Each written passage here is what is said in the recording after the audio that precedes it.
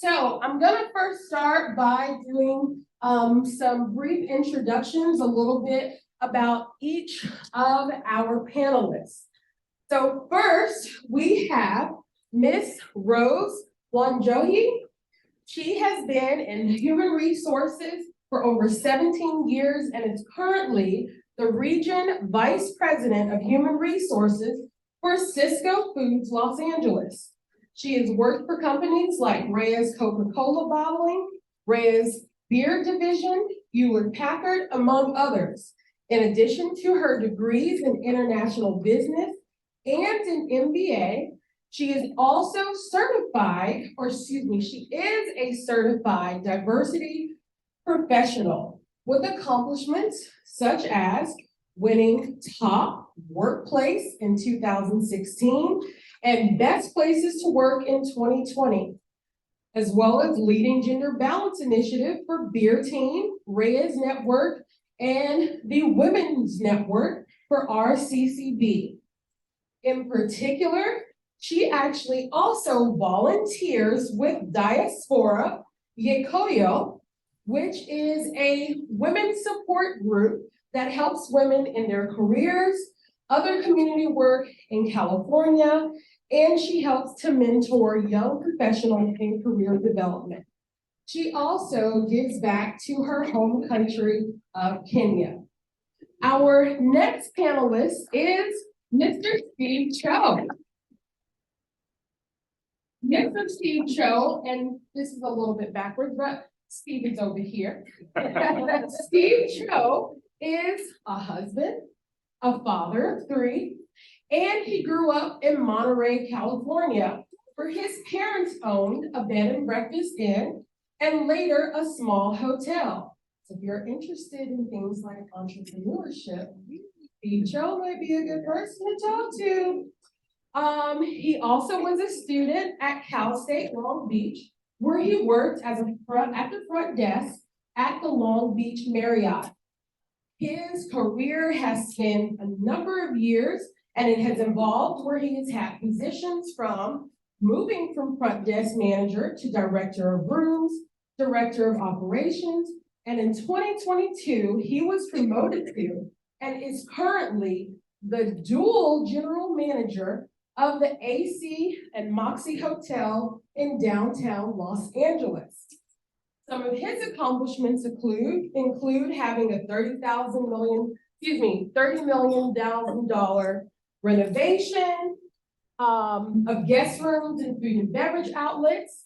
He has also helped in pioneering high-end Middle East businesses in Gulf Coast countries and hosting cool people like the Saudi royal family, Prince, celebrities, and even President Obama.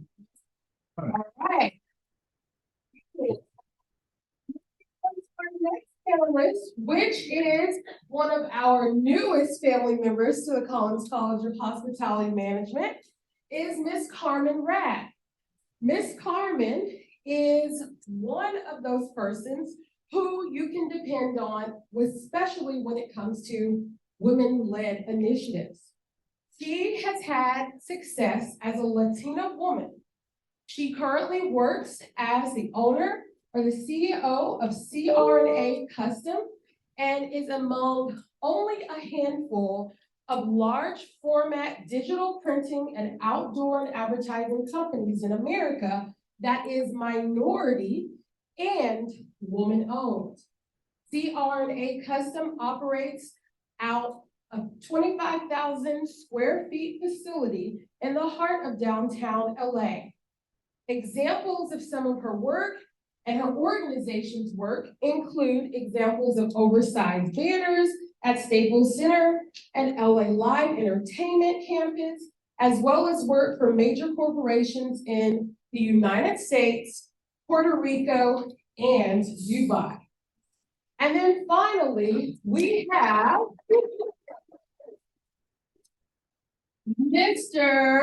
another one of our CCHN family members, board members in particular, Mr. Sal Falcon, who is the Vice President of Corporate Accounts for ECOLAB, a Fortune 500 company that provides cleaning, food safety, and health protection products.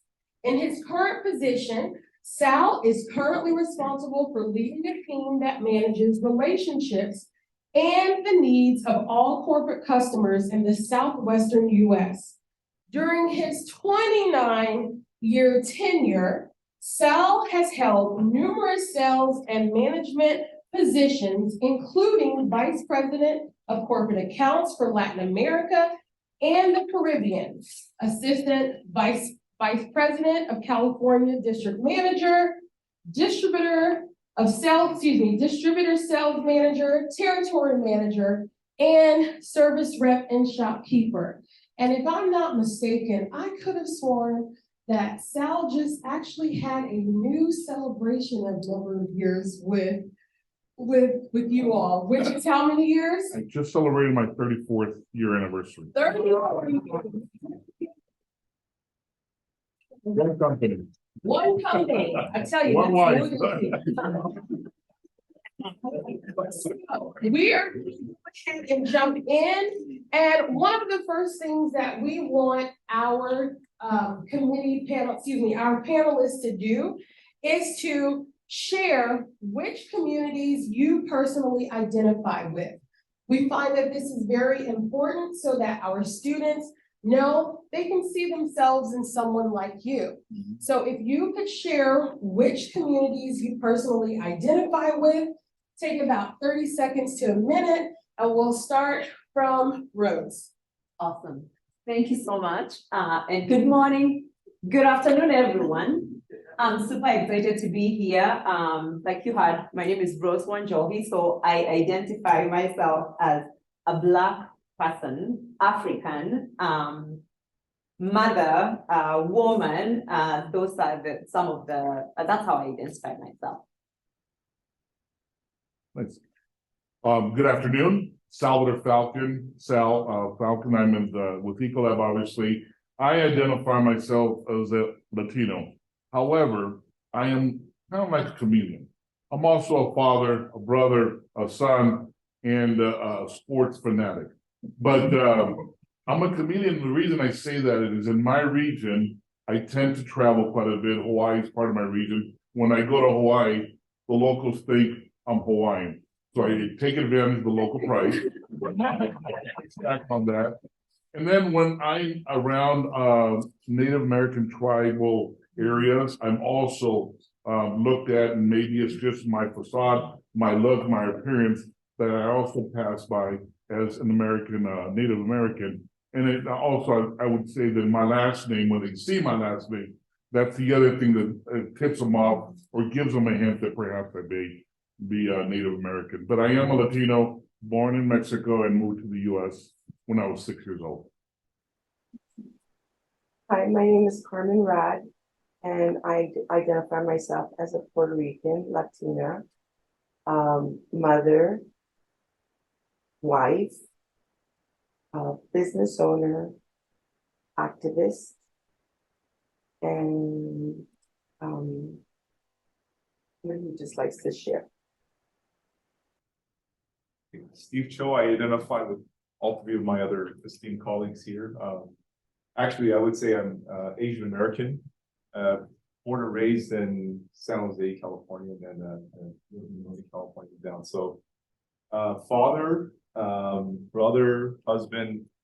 What else can I say? I guess I kind of love to mentor our staff, right?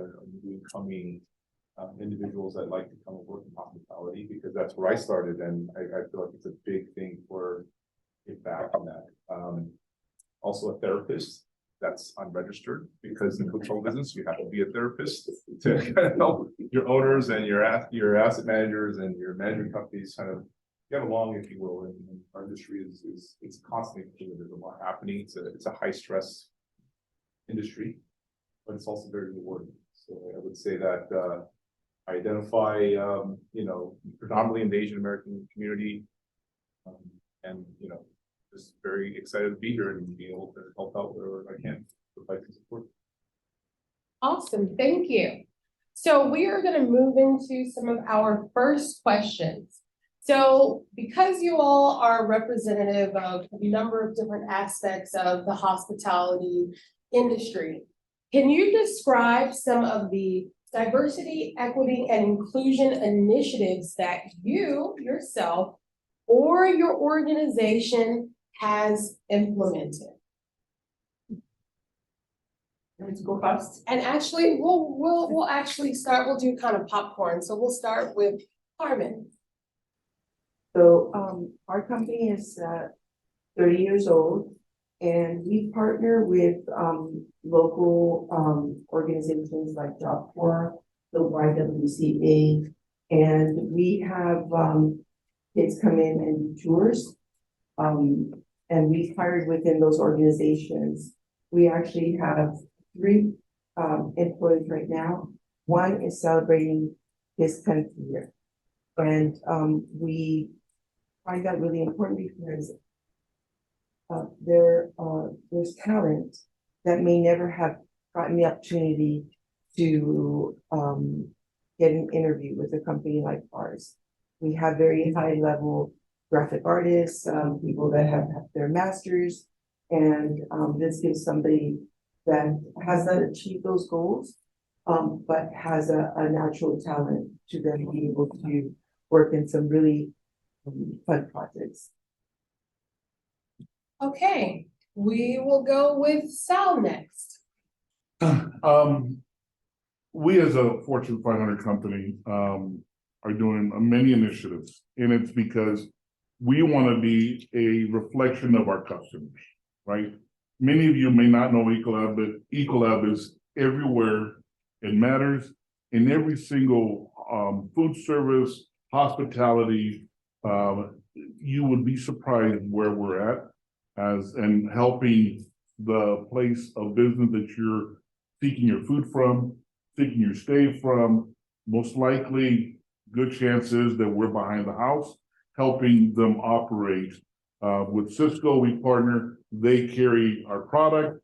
With Marriott, we're everywhere Marriott is. They're one of our top customers. So we have a lot of initiatives. Now we want to look like our customers. I would say being with ECOLAB since 1989, and we started as a company. We're based in Minnesota. So that I'm sure is going to trigger some questions from you guys. We're downtown St. Paul. And we started in 1923. 100 years we just celebrated last Friday, as a matter of fact. Not too many companies can say that. We're very proud of the fact that we're still here, doing very, very well. But the reality is that we started in the Midwest, so a lot of our associates that we hired early on and approached our company were probably from the Midwest. So probably not from, larger cities like LA, New York, Chicago. Chicago is in the Midwest, but being in St. Paul, you go to St. Paul, many people work for St. Paul, and they will tend to relocate across the country. I think that back in maybe about 95, 94, we made a very strong initiative to make sure that we were hiring, promoting, and identifying talent that was diverse, that were people of color and females, to get them into management programs. I was one of the earlier ones that they identified that they thought I had potential. I don't know what they thought, but I'm happy they were convinced, because not like you, I didn't have a college education. And if I could go back and do something different, that's what I would have done. So I am a result of ECOLAB coaching me, mentoring me, and developing me into where I am today. So I can share with you that companies such as ECOLAB, Sysco, Marriott, large corporations, we are taking a big jump towards making sure we are that our customers that tend to be out there, and it is multicultural. Very good. All right. Can we have Rose go? Thank you. So Sysco Foods has a mission and a purpose, and the purpose is connecting the worlds to share food and caring for one another. From the time we hire, promote, or do anything with our colleagues, we want to make sure that they fit into that vision. So when we're hiring diversity. We look at who are we including on the table. And then when we hire them, we ensure that as we hire, we have a diverse panel. When you come and interview with us, you find people who look like you at the interview. So there's that representation. We also, once you're in, we want to make sure that, do you belong? Do you feel like you belong? So Sysco has done great work with ensuring that we have employee resource group, now we call them colleague resource groups, whereby you can come and belong to a group that you identify with. Some of the resource groups that we have women, it's called Impact, and it's the women in the workplace. So that, like there are things that, we deal with as women, and you can belong and be part of that group. They have mentorship there. They have, they'll talk about your career. They'll have different things. We have a spectrum, like that's where Pride, like we have our colleagues, who associate Pride members, that they can belong to the spectrum group.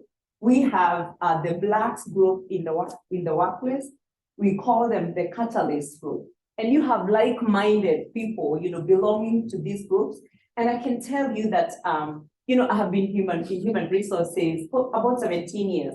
And to work for an organization that values this, it's part of our vision, it's part of our purpose. For me to be in human resources, to be able to be doing this work, it's a great, it gives me a lot of purpose. It gives me a lot of pride, to represent such an organization. So those are some of the things that Sysco does. And we want to make sure that our colleagues, they feel that they belong. You're part of our, like the Sysco family. And, you have different, CRGs or colleague resource groups that you can be part of, that there are people, that you can relate with.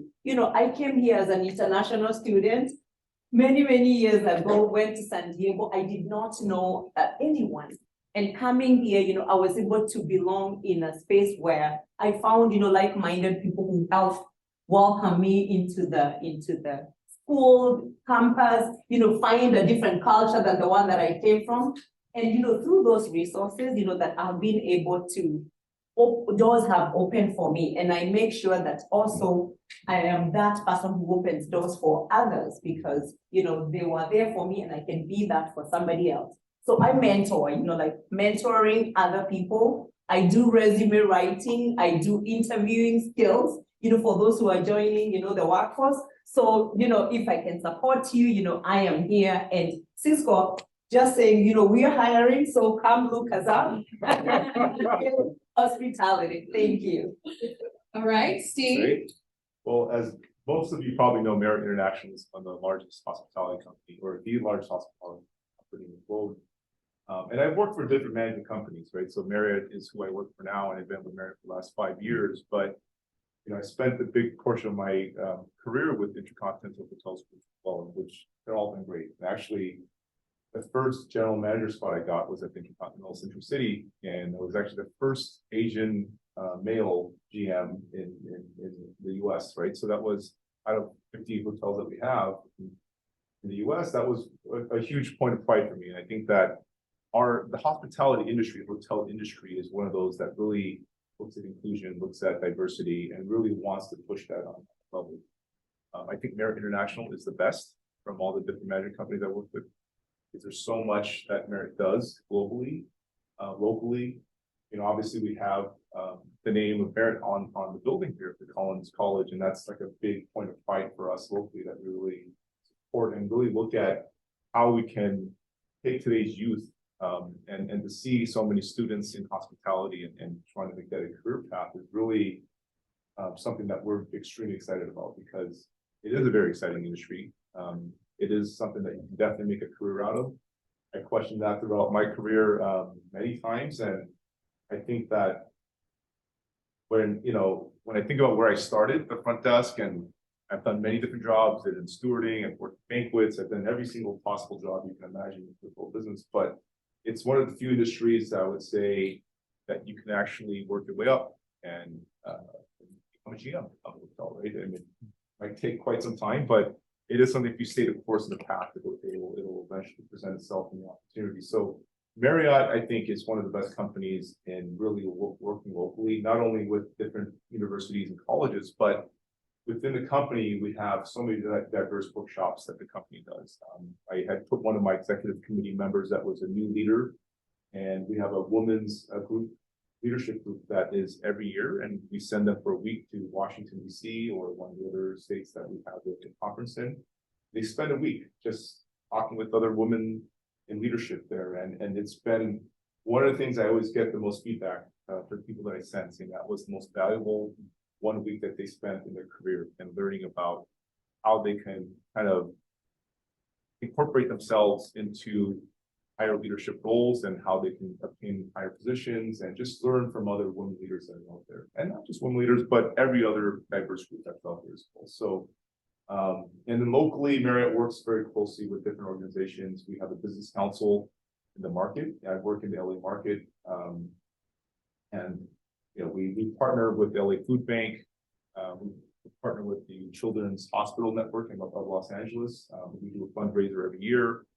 So there's so many different things that the hotels do as an organization, and then also each individual hotel has their own local kind of partnerships that they partner with. So, and within the workplace, similar to what Rose was saying at Sysco, there's a lot of hiring practices that Marriott uses to make sure that inclusion, diversity, and equity are really all the things that the company has a big priority in is within the hiring workforce. And if you look at our hotels, you go into our hotels, you'll see that it's very apparent that there's a very diverse workplace, and that's what really we take a big kind of pride on. So, and just like Rose, we're opening 2 big hotels in downtown. I got my recruitment cards with me today, so we're opening the Moxy and AC Hotel in about 3 weeks from now. So it's going to be one of the coolest hotels opening in downtown. All right, I hope you're getting ready. Okay, so what I'm gonna do next is I'm going to ask 2 questions, and I'll repeat them. But I'm gonna have 2 people, you can select if that's the question you'd like to answer. So the first question, which some of you have started to hit on, is why is engagement in diversity, equity, and inclusion initiatives in the workplace important? That's the first question. The second question is, how has your identity been a positive attribute to your career navigation and success? So I'm going to allow 2 people to answer the first question, which was, why is engagement in DEI initiatives in the workplace important? And I can go first on that.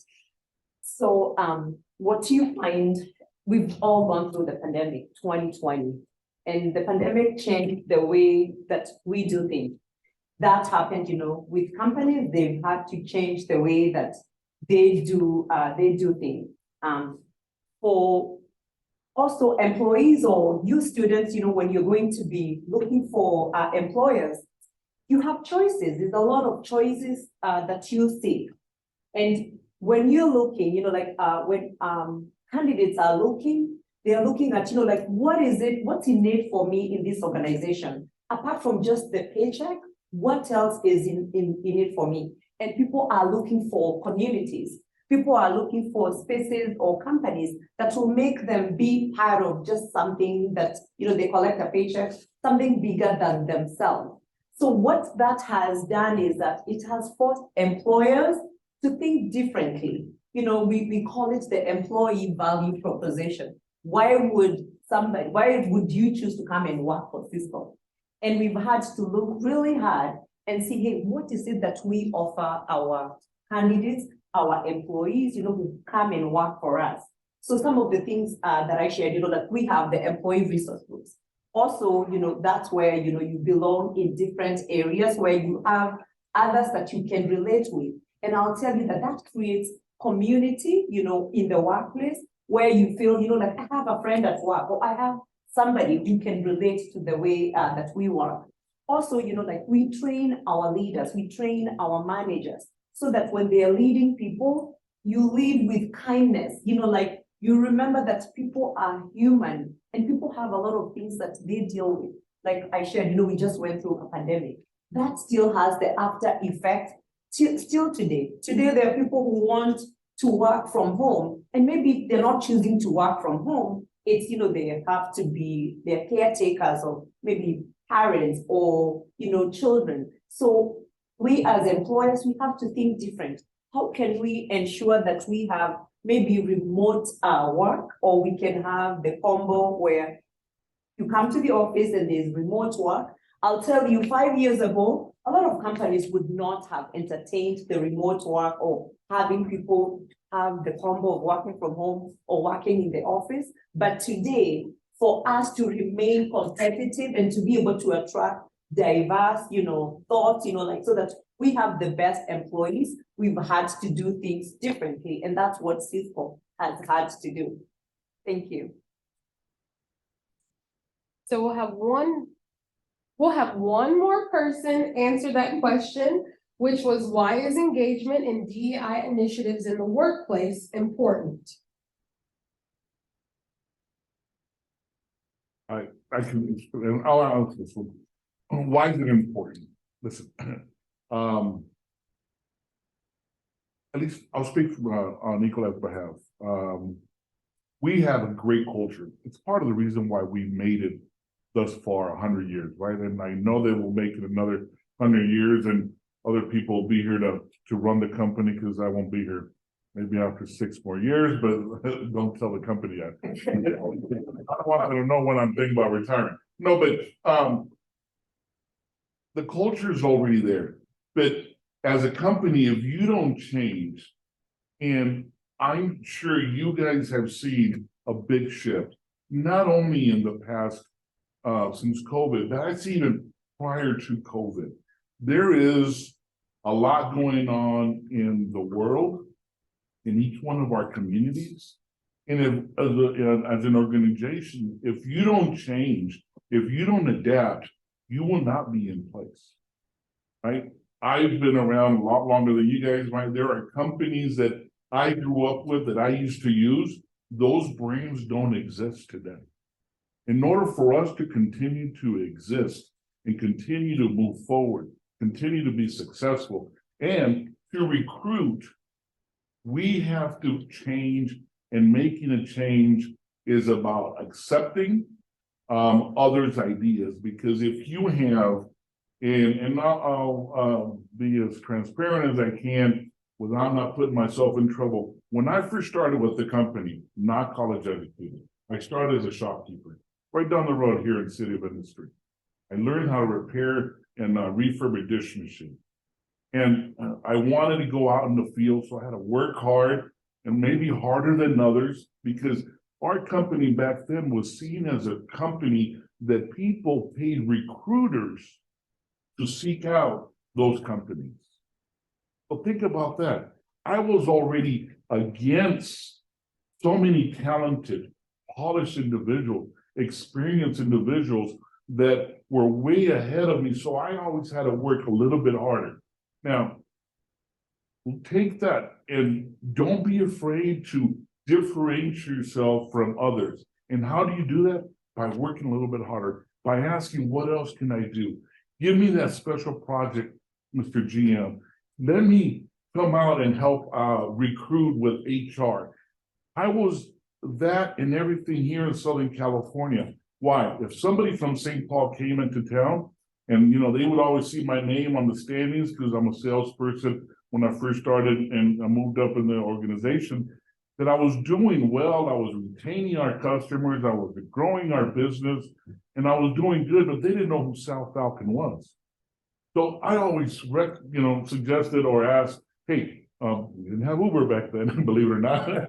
So I was like, let me go pick up the vice president of sales that's coming in and pick them up from the airport. Or let me take them to the airport, to the hotel. Let me be involved. And those were the little tedious things that it was nothing to do with ECOLAB, but it was getting myself in front of them.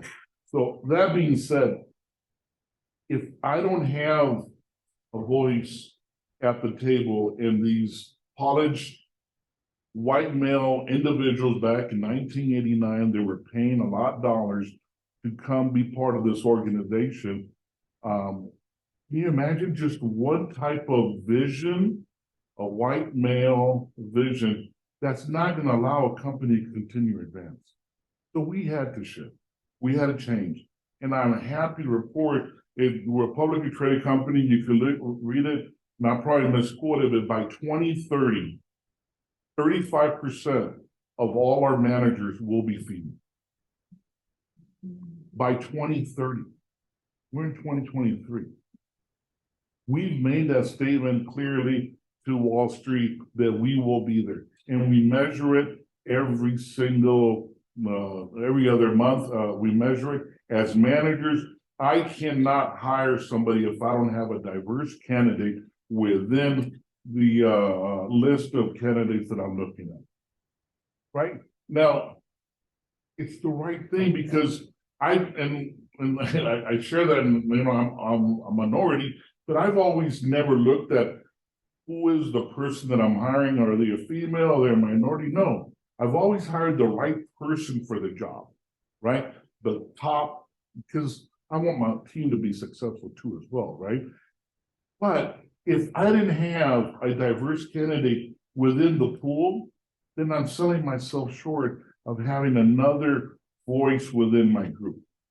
And that's what I think we as a company are doing a lot of that more broader, and we're openly saying that we're making a change. We hold our vendors accountable to also follow the E&I and hold them to standards, or else they will not do business with ECOLAB. Sorry, I long-winded there, apologize. That's okay. All right, so the second question, and I'm gonna move it along so we make sure we can get to our student questions. I'm gonna have one person answer that second question, which was, how has your identity been a positive attribute to your career navigation or success? So either of you, I think that Carmen has taken. So I am an entrepreneur, and we compete against very large companies, much bigger teams. And I am registered as a minority women-owned company. So when I'm competing against very large companies, they don't see us coming because they already identify me as less. But when we're at the table and we're competing, and the playing fields are equal now. It's all about presentations. It's all about ideas. We can outperform because we had to work with less than what they do. And sometimes that really, really is surprising to the clients because they're getting more out of a diverse printer or creative person, because I have to work with less. I have less tools than my competitor. And that allows you to be more creative. And so they don't even see us coming. And they protest. Very good. Okay, so our next question, and I think we will make this our last question. So we have about 15 minutes or so for question and answer. Is what are some recommendations you have for diverse students, and like our lovely students here in college, in Collins, who will be entering the workforce? So you could take this as, you know, how you might find a mentor, but which recommendations, you know, would you provide specifically for diverse, underrepresented minorities entering into hospitality workforce? Take that one. I think it's really important that people entering the workforce really find your brand, right? Find yourself, what you represent, what your goal is, what your mission is, and really own it, right? And understand that. I think regardless of whatever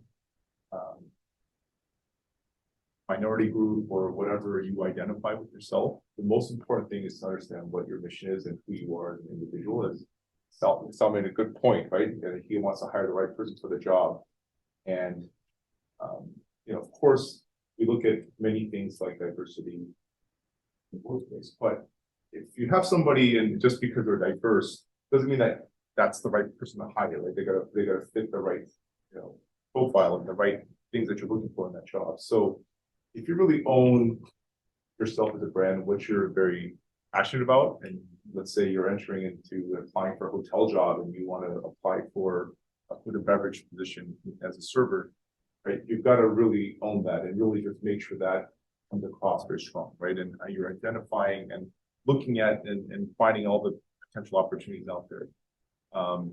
And I think it'll naturally present itself, right? So if you belong to a diverse group or a minority group, whatever it is, I think the companies will be there to kind of take care of that, like Sal's company or Marriott, right? Well, and all the companies that we represent.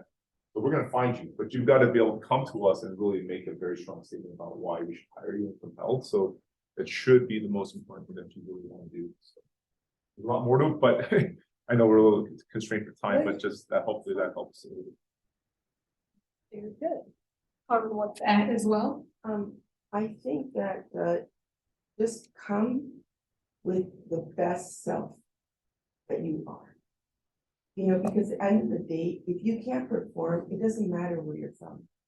You have to come and be present with the best self and always be learning and improving yourself.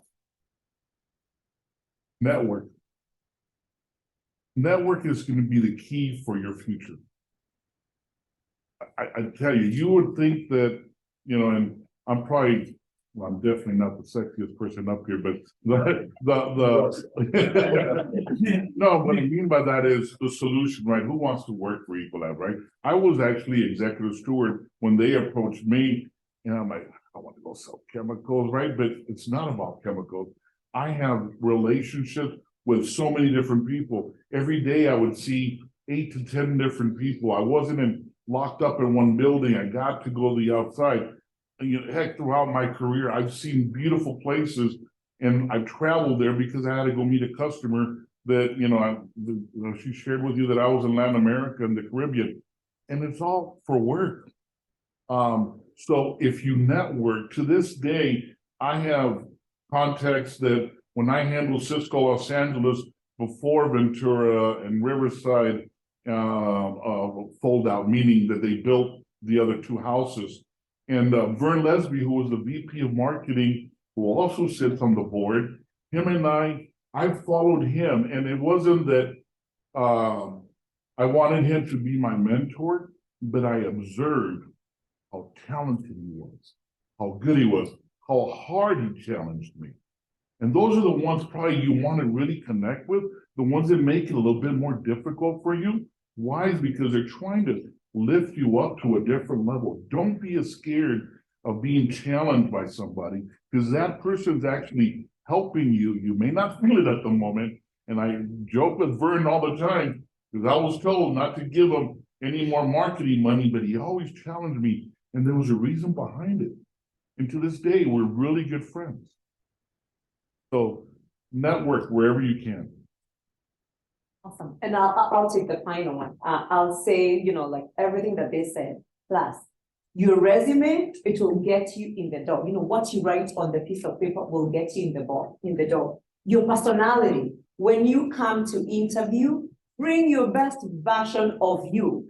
Come and know, you always have to know, what value do I add to this job? So for every job that you apply to that you're interested in, look at that job and say, these are the things that I can do. And then when you meet with the hiring manager, let them know, based on the job description, based on what you're looking for, this is what I can come and do for you. Make yourself the obvious choice through how you're going to interview. And I'll tell you that it's not everybody who will hire you, but I still want you to bring the best version of you, because you want to be in a space where you are in a space where you're the best you, because when you're in the best you're going to do the best work. And then once you land the job, come and deliver, do the best that you can in your work hard. Like, how do you differentiate yourself? It's by working hard, follow through. If there's something, like right now, we're hiring sales, like the entry level position in sales, if you say you're going to follow through, follow through. I cannot tell you how many people say that they'll do something and then they lack to do it. So differentiate yourself. Wherever you go land that job, differentiate yourself and then always know the value that you bring. And then I know, like opportunities will come your way. Can I add one more thing to Rose's comment? Record yourself. We have so much technology nowadays. Do that for yourself. When you're gonna do a Zoom interview, or even if you're gonna walk into and now we're doing an in-person interview, what a concept, right? But put your cell phone, record your conversation, so that way you can go back and listen to yourself. And or challenge your best friend, your boyfriend, your girlfriend, significant other, your mom, and say, Mom, this is how I sounded during my interview. What could I have done better? Very good. Thank you for those recommendations. Let's give our panelists a round of applause.